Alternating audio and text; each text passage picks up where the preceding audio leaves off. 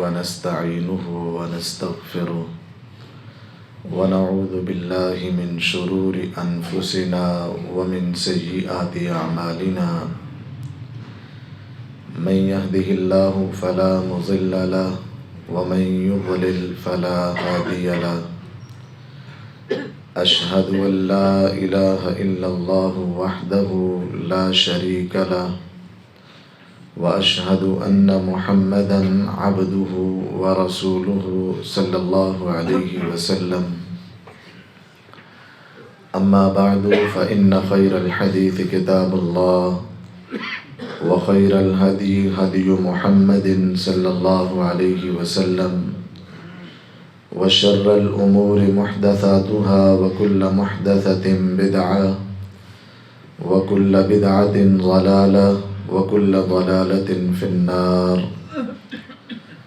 اللهم صل على محمد وعلى آل محمد كما صليت على إبراهيم وعلى آل إبراهيم إنك حميد مجيد اللهم بارك على محمد وعلى آل محمد كما باركت على إبراهيم وعلى آل إبراهيم إنك حميد مجيد أعوذ بالله السميع العليم من الشيطان الرجيم بسم الله الرحمن الرحيم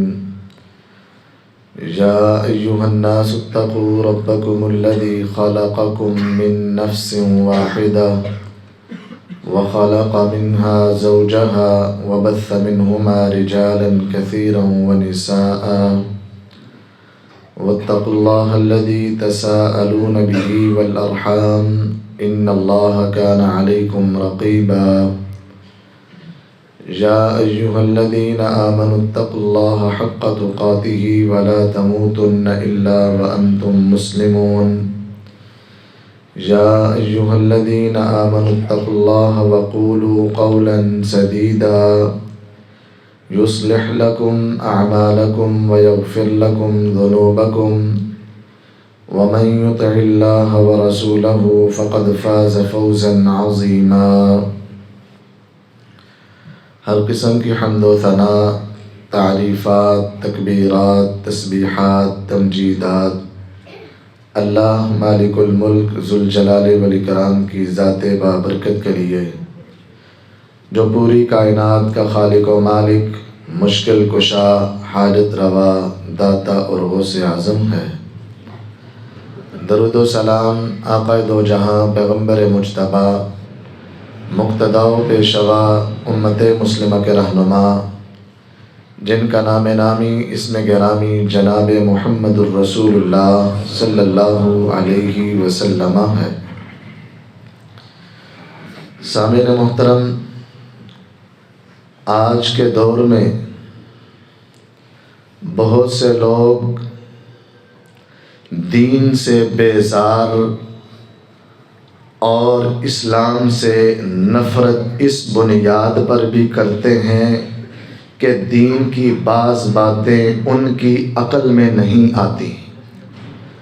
وہ کہتے ہیں ہم اس لیے نہیں مانتے کہ ہماری عقل یہ بات تسلیم نہیں کرتی، اس لیے وہ الحاد کی طرف چلے جاتے ہیں اور ملحد بن جاتے ہیں۔ بعض لوگ عقل میں بات نہ آنے کی وجہ سے منکرین حدیث بن جاتے ہیں،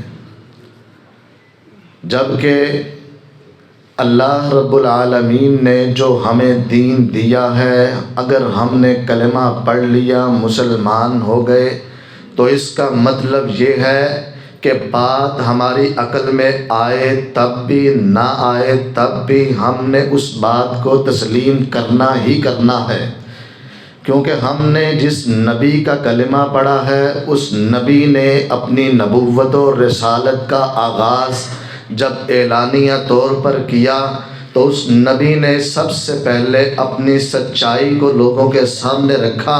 لوگوں، سب سے پہلی بات یہ ہے، اگر تم مجھے سچا مانو گے تو تب دین کی بات کو آگے بڑھایا جائے گا۔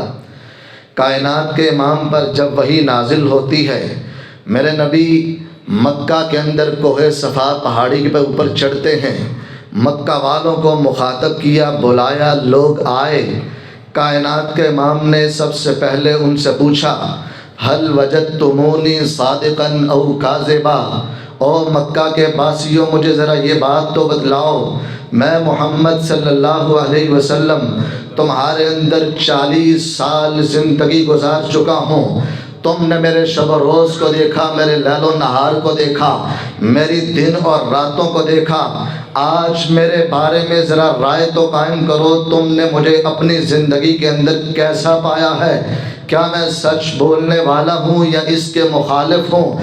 وہ مکے کے مشرک اور کافر لوگ بھی یہ زبان سے اقرار کرنے لگے، ما جربناک الا صدقا، اے محمد صلی اللہ علیہ وسلم آپ نے ہمارے دوران 40 سال زندگی کے گزار دیے، ہم نے جب بھی آپ کے بارے میں تجربہ کیا ہے آپ نے ہمیشہ سچائی کا ثبوت دیا ہے اور ہمیشہ سچ بولا ہے۔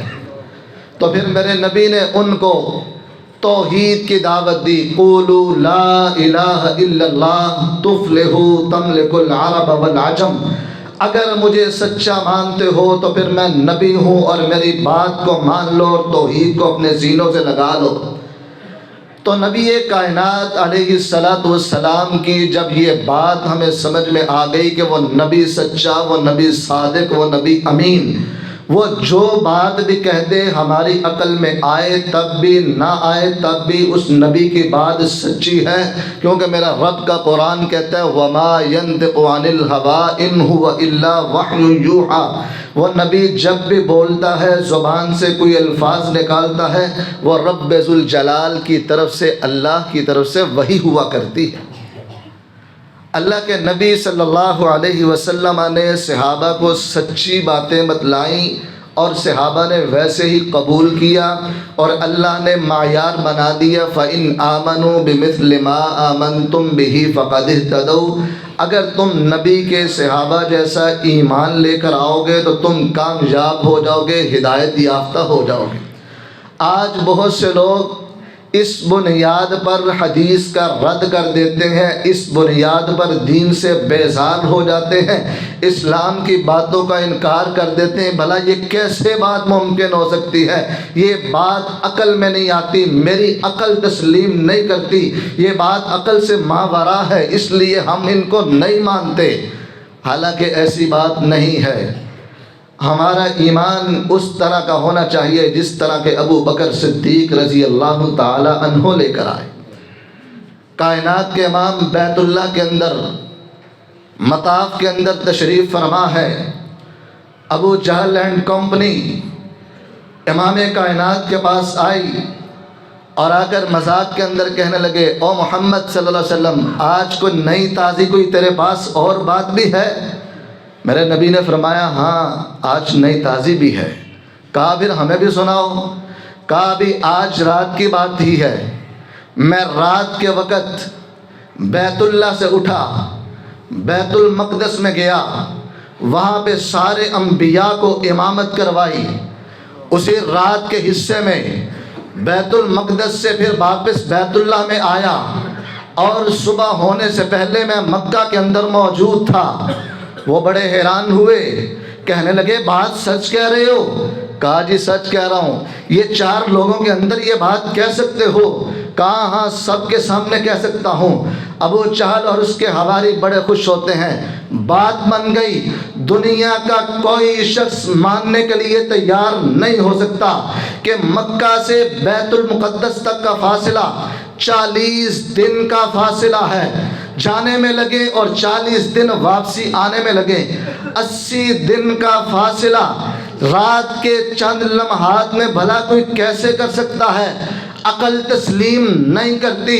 لوگوں کے اندر بات کریں گے، لوگ ان کو جھٹلا دیں گے، کوئی ان کی بات کو تسلیم نہیں کرے گا، ہمارا دعویٰ سچا ہو جائے گا کہ یہ نبی سچا نہیں ہے، غلط بیانی ہوتی ہے۔ بھاگتے ہوئے ابو بکر صدیق رضی اللہ تعالیٰ عنہ کے پاس آئے، ابو بکر اگر دنیا کا کوئی شخص آپ سے کہے میں رات کے وقت بیت اللہ سے نکلا، بیت المقدس پہنچا، آج یوں سمجھ لیں کوئی شخص کہے میں لاہور سے اٹھا، کراچی میں گیا، رات کے وقت وہاں پہ سمندر دیکھ کے راتوں رات پیدل میں کراچی میں واپس بھی آ گیا۔ کوئی دنیا کا انسان کسی کی بات کو ماننے کے لیے تیار نہیں ہوگا۔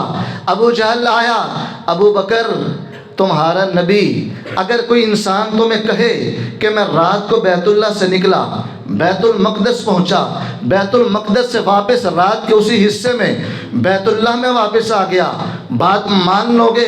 کہا کسی صورت مانی نہیں جا سکتی۔ کہا پھر بات بن گئی، جس نبی کا تم نے کلمہ پڑھا ہے، جس کو تم سچا کہتے ہو، وہ نبی یہ بات کہہ رہا ہے کہ میں رات کو بیت اللہ سے نکلا، بیت المقدس پہنچا، بیت المقدس سے رات کے اسی حصے میں بیت اللہ میں بھی آ گیا۔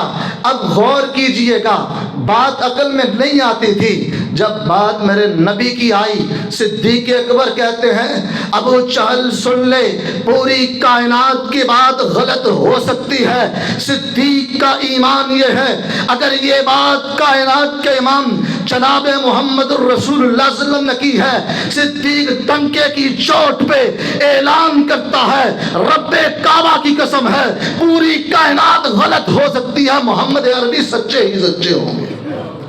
میں اس بات کو تسلیم کرتا ہوں۔ کہا ابو بکر نے، ابو جہل پھر سن، تو اس نبی کی بات کرتا ہے، میں تو اس سے بڑی باتوں کو بھی مانتا ہوں۔ اس نبی نے تو یہ دعویٰ بھی کیا، روزانہ صبح و شام آسمانوں سے میرے پاس فرشتہ وحی لے کر آتا ہے، آسمان سے زمین تک کا فاصلہ 500 سال کی مسافت کا فاصلہ ہے، آنے کا اور واپس جانے کا پھر 500 سال۔ میں تو روزانہ اپنے نبی پر وحی نازل ہونے کو بھی مانتا ہوں، جو اس سے بھی کہیں بڑی بات ہے۔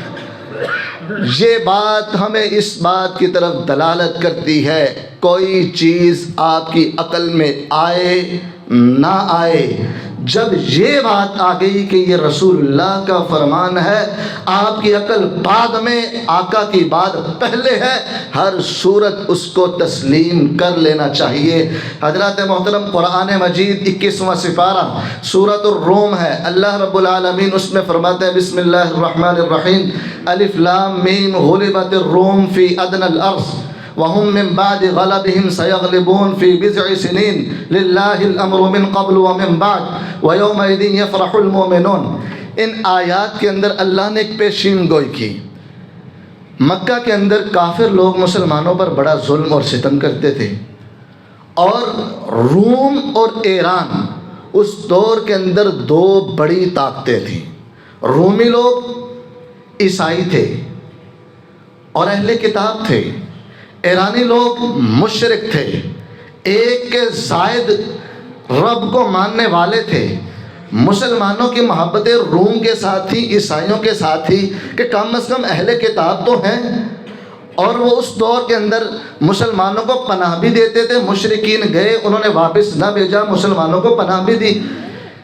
تو کفار مکہ بڑے خوش ہوتے تھے کہ جناب ان کی آپس میں لڑائی ہوتی ہے اور ایران والے روم پر، عیسائیوں پر غالب آ رہے ہیں۔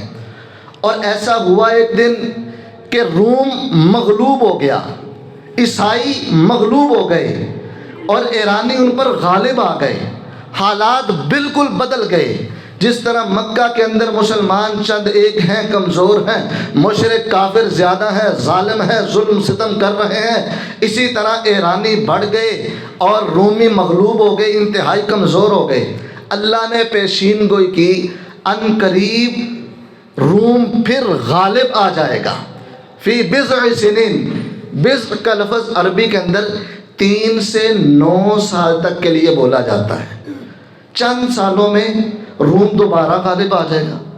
اب یہ آیت مبارکہ نازل ہوئی، ابو بکر رضی اللہ تعالیٰ نے یہ آیت لے کر مشرکین مکہ کے پاس گئے، ان کو سنانے لگے تم بڑے خوش ہو رہے ہو، میرے رب نے قرآن نازل کر دیا، ان قریب پھر رومی غالب آ جائیں گے۔ انہوں نے اس بات کو تسلیم نہ کیا کہ کیسے ممکن ہو سکتا ہے۔ اس دور میں بھی شرط حرام نہیں ہوئی تھی، ابو بکر رضی اللہ تعالیٰ کی کافروں کے ساتھ شرط لگ گئی، شرط لگا لو، اگر رومی غالب آ گئے تو ہم یہ دیں گے، اگر نہ آئے تو یہ ہوگا۔ ابو بکر رضی اللہ تعالیٰ نے 6 سال کی مدت طے کر لی کہ 6 سال کے اندر اندر غالب آ جائیں گے، اگرچہ یہ ان کی طرف سے اپنی غلطی ہو گئی ان سے، 6 سال گزر گئے، ابھی روم والے غالب نہ ہوئے۔ ابو بکر رضی اللہ تعالیٰ شرط ہار گئے، کائنات کے امام کے پاس ہے، اللہ کے نبی، اللہ نے تو نازل فرمایا تھا، میں نے شرط لگائی، ہار گیا ہوں۔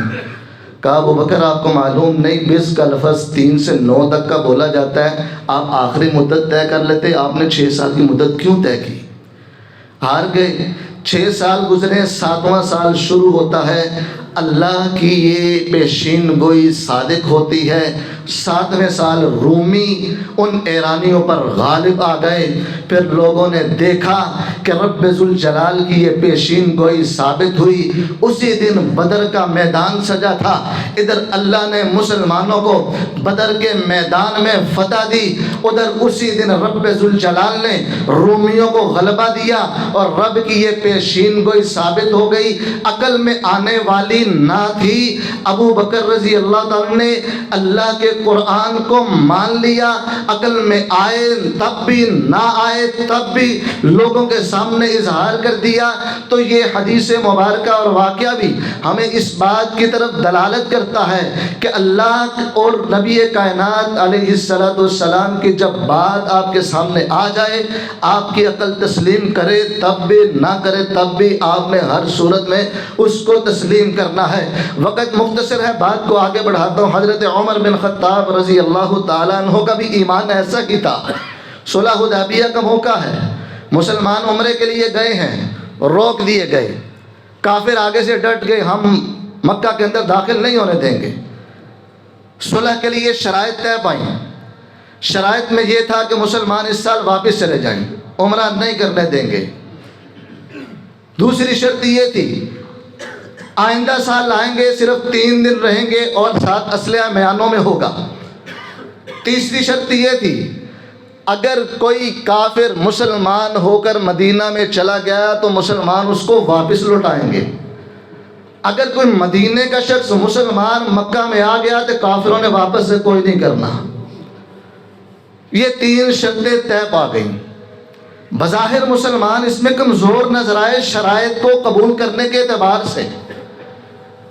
عمر رضی اللہ تعالیٰ کی غیرت، اس نے جوش مارا، جب یہ شرائط سنی کائنات کے امام کے پاس آ گئے، السنا علی الحق وعدونا علی الباطل، آقا کیا ہم حق پر نہیں ہیں؟ ہمارا دشمن باطل پر نہیں ہے؟ بلا، کائنات کے امام نے کہا عمر کیوں نہیں؟ اللہ کے نبی آپ اللہ کے رسول نہیں ہیں؟ بلا کیوں نہیں؟ اللہ کے نبی ہم مسلمان نہیں ہیں؟ بلا کیوں نہیں؟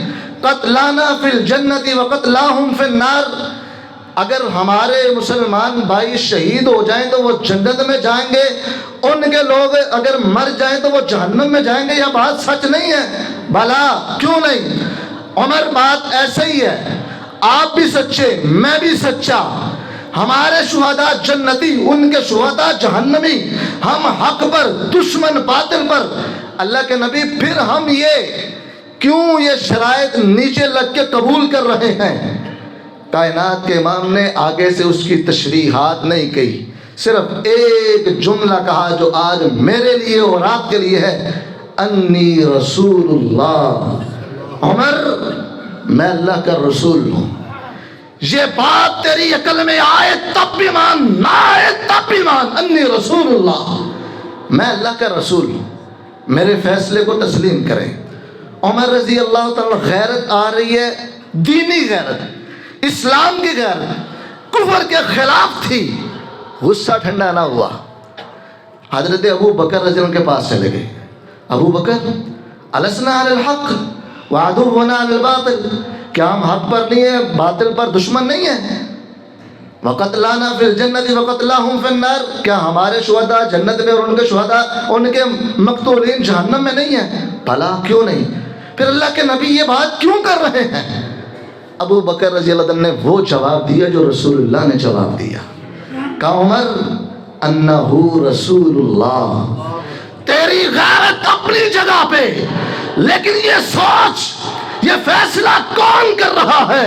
تیری عقل تسلیم کرے تب بھی نہ کرے تب بھی انہ رسول اللہ، وہ اللہ کا رسول ہے، بات کو فوری مان لیا جائے۔ حضرت عمر کہتے ہیں میں نے پھر تسلیم کر لیا، پھر کچھ لمحات پر اللہ نے آسمانوں سے وحی کے ذریعے قرآن نازل کر دیا، انا فتحنا لک فتحا مبینا۔ اللہ کہہ رہے ہیں ہم نے اس صلح کو فتح کے اندر تبدیل کر دیا۔ عمر کہتے ہیں پھر میں ساری زندگی اپنی اس غیرت پر، جوش پر، اس جرت پر، جو میں نے رسول اللہ صلی اللہ علیہ وسلم کے سامنے بات کی، اللہ کے نبی آپ نے یہ فیصلہ کیوں کیا؟ اگرچہ مجھے بظاہر حق لگ رہا تھا، عقل تسلیم نہیں کر رہی تھی۔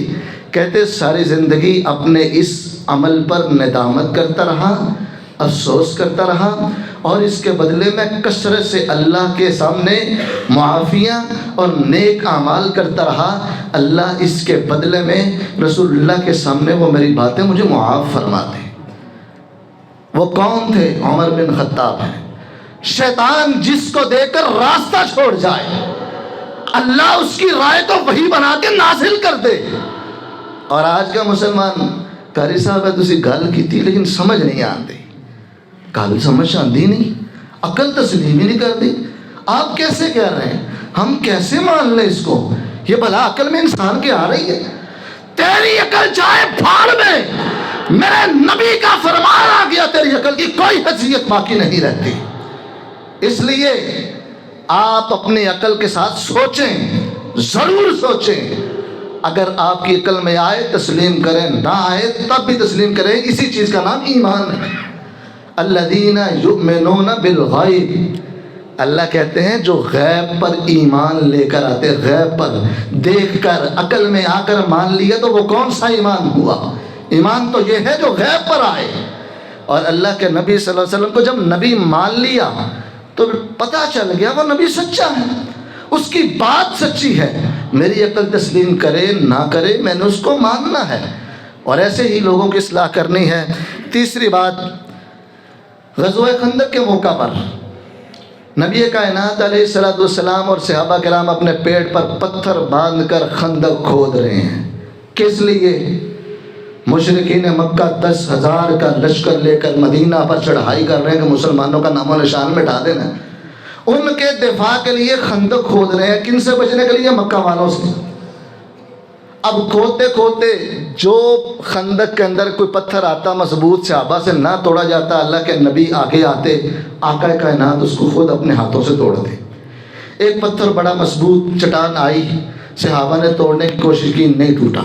کائنات کے امام آگے بڑھے، ایک ضرب لگائی، چنگاری نکلی، میرے نبی نے فرمایا قیصر فتح ہو گیا۔ دوسری ماری، چنگاری نکلی، وہ ٹوٹ گیا، میرے نبی نے فرمایا کسرا فتح ہو گیا۔ یہ پتہ کتنی بڑی بات ہے، بس آخر عقل میں نہیں آتی کہ یہاں پر دشمن سے بچاؤ کے لیے خندق کھود رہے ہیں اور فتح کرنے چلے کیسو کسرا کو۔ یوں کہہ لے آج پاکستان بیچارہ اپنے آپ کو بچا رہا ہو کہ میں نے امریکہ بھی فتح کر لیا، میں نے فلسطین کو بھی بچا لیا، میں نے جناب عیسائیوں کو بھی مار دیا، اسرائیل کو بھی فتح کر لیا، میں نے پوری کائنات فتح کر لی ہے۔ ہر بندہ اس پہ ہنسے گا، یار جائے یار کام ہے۔ عقل تسلیم نہیں کرتی۔ صحابہ نے فوراً تسلیم کیا، کائنات کے امام نے یہ بات کہی، صحابہ نے فوراً مانا، اور وہ دور آیا حضرت عمر بن خطاب رضی اللہ تعالیٰ عنہ کا، میرے نبی کی پیشین گوئی سچی ہوئی۔ ایک وقت میں کیسر و کسرا عمر بن خطاب کے دور میں فتح بھی ہوتے ہیں، اس کے سارے خزانے عمر بن خطاب کے قدموں کے پاس ہوتے ہیں۔ میرے نبی کی بات سچی ہے، کسی کی عقل میں آئے کسی کی عقل میں نہ آئے۔ حضرت خزیمہ بن ثابت رضی اللہ تعالیٰ عنہ، ابو داود کی روایت ہے، اور بیان کرتے ہیں کائنات کے امام نے ایک مرتبہ ایک دیہاتی آدمی سے، عرابی آدمی سے گھوڑا خریدا۔ اللہ کے نبی صلی اللہ علیہ وسلم نے اس سے سودا کر لیا، طے پا گیا۔ آپ نے فرمایا میرے ساتھ چلیے، میں گھر سے جا کر آپ کو رقم لیتا ہوں اور آپ کو دے دیتا ہوں۔ آقا تیز سے چل رہے تھے، وہ شخص پیچھے پیچھے آرام سے آ رہا تھا۔ راستے کے اندر کچھ اور لوگ آئے، ان کو نہیں معلوم تھا، سودا طے ہو گیا، وہ ان سے ریٹ کرنے لگے، سودا کرنے لگے۔ جب نبی کائنات رقم لے کر باہر نکلے تو وہ شخص کہتا ہے جی آپ نے سودا کر لیا تو ٹھیک ہے، وغیرہ میں بیچنے لگا ہوں۔ میرے نبی نے فرمایا کہ آپ کا میرے ساتھ سودا طے نہیں پا گیا؟ اس نے کہا نہیں طے پایا۔ لوگ اکٹھے ہو گئے، کچھ رسول اللہ کے ساتھ ہو گئے، کچھ اس شخص کے ساتھ ہو گئے۔ آپس میں جب بات بڑھی، خزیمہ بن ثابت رضی اللہ تعالیٰ وہاں پر کھڑے تھے۔ اس شخص نے کہا اگر آپ کہتے ہیں، رسول اللہ سے کہنے لگا، اگر آپ کہتے ہیں آپ کا میرا سودا طے پا گیا تو گواہ لے کے آؤ۔ خزیمہ بن ثابت وہاں پر کھڑے تھے، انہوں نے کہا میں گواہی دیتا ہوں کہ رسول اللہ کا آپ کے ساتھ سودا طے پا گیا۔ کائنات کے امام نے یوں پلٹ کر دیکھا، خزیمہ بن ثابت، آقا نے کہا کیف تشہد ولم تکن حاضرا، ارے تو کیسے گواہی دے رہا ہے، تو اس موقع پر موجود ہی نہیں تھا۔ اب جواب سنیے گا۔ اس صحابی نے کہا بتصدیق کا یا رسول اللہ، اللہ کے نبی اگرچہ موقع پر میں موجود نہیں تھا، مجھے یہ بات معلوم ہے جس نبی کا کلمہ پڑھا وہ نبی کبھی جھوٹ بول نہیں سکتا۔ جب آپ کہہ رہے ہیں کہ میں نے سودا کیا ہے تو آپ کی زبان پر یہ بات کہہ رہا ہوں کہ آپ نے واقعی سچی میں سودا کیا۔ بتصدیق کا یا رسول اللہ، اللہ کے نبی آپ سچے ہیں، آپ کی جو بات ہے وہ سچی ہے، ہر لحاظ سے بات سچی ہے۔ ہم وہاں پر ہوں تب بھی، نہ ہو تب بھی، جو آپ نے کہہ دیا وہ برحق ہے، وہی سچ ہے۔ حضرات محترم، آخری بات کر کے بات کو ختم کرتے ہیں، وقت اجازت نہیں دیتا، باتیں کئی مثالیں لکھ کر لایا تھا۔ حضرت علی المرتضیٰ رضی اللہ تعالیٰ عنہ، نبی کائنات علیہ السلام نے مدینہ کے اندر پلان بنایا کہ بیت اللہ کو، مکہ کو فتح کرنا۔ فتح کرنے کے لیے پلان بنایا، آپس میں مشاورت طے تھی، ساری سیٹنگ ہو گئی۔ اب اس کو خفیہ رکھا گیا، اس کا اظہار نہیں کیا گیا کہ مکہ والوں کو پتہ نہ چلے۔ لیکن اس میٹنگ کے اندر ایک صحابی حضرت حاطب بن ابی بلتہ رضی اللہ تعالیٰ عنہ بھی تھے۔ ان کے بیوی بچے مکہ کے اندر تھے، وہ خود مدینہ میں تھے۔ انہوں نے اس کا راز اس لیے مکہ والوں تک پہنچانا چاہا کہ میرے بیوی بچے وہاں پر ہیں، میں ان تک یہ پیغام پہنچا دیتا ہوں، وہ اس نیکی کے بدلے میرے بیوی بچوں کو ذرا محفوظ کر لیں گے اور محفوظ مقام پر پہنچا دیں گے۔ انہوں نے خط لکھا، ایک خاتون کو دیا، وہ خاتون لے کر مکہ کی طرف روانہ ہو گئی۔ آسمانوں سے وحی نازل ہوئی، اے نبی آپ کا راز فاش ہونے لگا ہے، فلاں جگہ پر وہ خاتون پہنچی ہے، اس کا خط اس کے پاس موجود ہے، مکہ کی طرف جا رہی ہے۔ کائنات کے امام نے فوراً 3 صحابہ کو بلایا، حضرت علی رضی اللہ تعالیٰ عنہ کو، حضرت مقداد رضی اللہ عنہ کو، حضرت زبیر رضی اللہ تعالیٰ عنہ کو۔ یہ 3 صحابہ کو بلایا اور روانہ کیا کہ آپ جائیں اور مقام روضہ خاخ، ایک جگہ کا نام ہے، اس جگہ پر وہ خاتون آپ کو ملے گی، اس کے پاس ایک خط ہے، وہ لے کر آئیں۔ یہ صحابہ پہنچے اور وہاں پر ایک خاتون ملی، نبی کی بات یہاں پر بھی سچی ثابت ہوئی۔ اس سے کہنے لگے تیرے پاس خط ہے، وہ نکال دے۔ اس خاتون نے بالکل سرے سے انکار کر دیا، ہے ہی نہیں، بظاہر تلاشی دی، نہیں ہے۔ صحابہ نے کہا ہمارا اخلاق یہ ہے خاتون کو ہاتھ نہیں لگاتے، آپ کی عزت اسی میں ہے، آپ اس میں نکال دے۔ نبی کی بات سچی ہے، اس کے اندر شک کی گنجائش نہیں ہے۔ اگر تم نے اس نبی کی بات پر سوال اٹھایا اور انکار کیا تو یاد رکھنا تجھے برہنہ کر دیا جائے گا۔ نبی کی بات تو سچی ہو سکتی ہے، عورت کی جاتی عزت جاتی ہے تو پھر چلی جائے۔ اس خاتون نے سمجھا کہ پکے لحاظ سے بات کر رہے ہیں، اس نے اپنے بالوں کے اندر اس کی چڑیا بنائی تھی، اس سے وہاں سے وہ خط نکالا، صحابہ کو دے دیا۔ میرے نبی نے جو بات کہی تھی وہ سچی ثابت ہوئی۔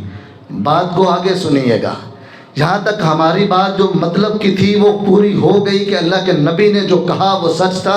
بظاہر خاتون کی ساری اس کی تلاشی لے لی، نہیں تھا، لیکن نبی نے جو کہہ دیا وہ سچ تھا، آپ کو نظر نہیں بھی آ رہا تھا، وہ حقیقت تھا۔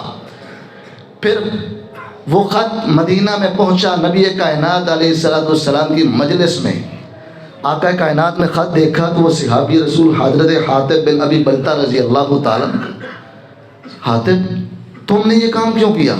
اللہ کے نبی معذرت سے میرے بارے میں فیصلے میں جلدی نہ کیجیے گا، بات سن لیجیے گا، میں کوئی منافق نہیں ہوں، غداری نہیں کی، میں نے صرف اس لیے لکھا تھا میرے بیوی بچے محفوظ ہو جائیں، میں نے اپنے بچوں کی محبت کے اندر یہ جرم کر لیا۔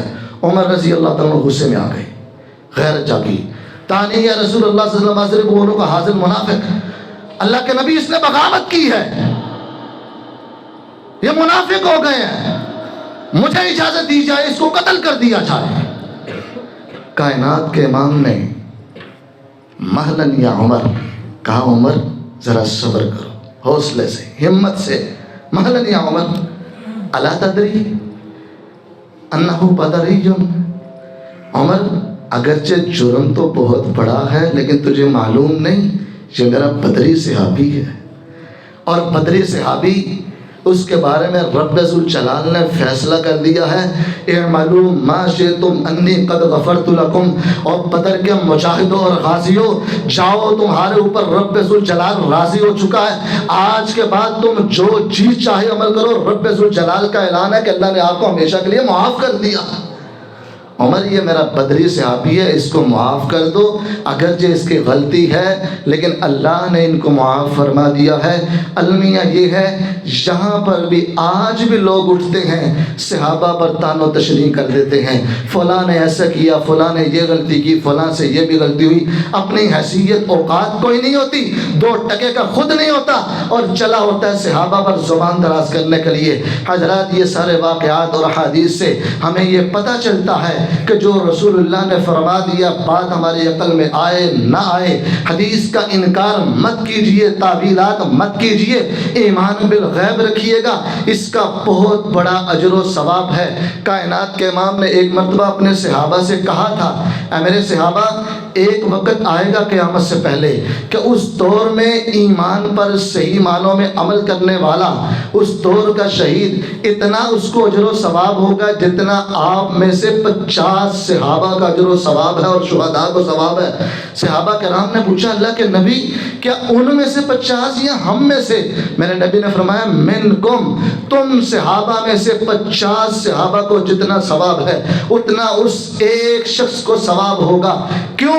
اس لیے کہ آپ یہاں پر آج مان رہے ہو میرے معجزات دیکھ کر، اس دور میں جو لوگ آئیں گے معجزات نہیں دیکھے ہوں گے، ایمان بالغیب لے کر آئیں گے، اپنے ایمان کی حفاظت کریں گے۔